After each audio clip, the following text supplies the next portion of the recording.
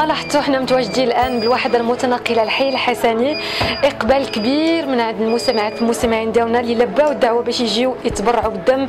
شعارنا واحد هو انه تبرع بدمك باش تنقذ حياه غيرك. نشكر كل هاد الناس هادو اللي تعبوا باش يعطيو الدم ديالهم وايضا باش يعتقوا بزاف ديال الناس اللي محتاجين. شكرا مره اخرى.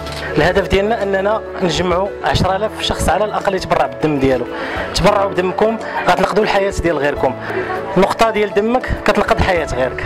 كنصح جميع الناس اللي قريبه اليوم هذه الحمله باش انهم يتبرعوا، يعاونوا بزاف الناس، يعاونوا وليدات صغار كبار. تنطلب من جميع الناس المغاربه انهم يجيو يتبرعوا اليوم بالدم ديالهم لفائده الناس المحتاجين. كاين اللي في السبيطار، كاين اللي محتاج للدم، دوك مساكن اللي كيتصفيو الكلوه عندهم شحال خصهم ديال الدم.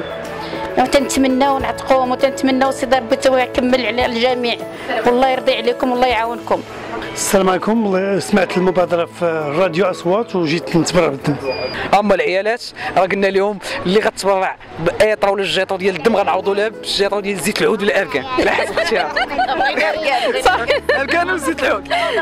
صافي حنا بغينا الاجر، حنا بغينا رحمه الوالدين والاجر، وبغينا نفيدوا ناس اخرين تيحتاجوا الدم في سبيل الله في سبيل الله. شكرا راديو أصوات على هذه المبادره الجيده. صراحه حنا بحال هذه المبادرات كنبغيو نتبرعوا بالدم. كنطلبوا من المغاربه اللي كيسمعوا واللي كيشاهدونا انهم حتى هما يجيو يتبرعوا باش يعتقوا حياه طفل او طفله محتاجه للدم.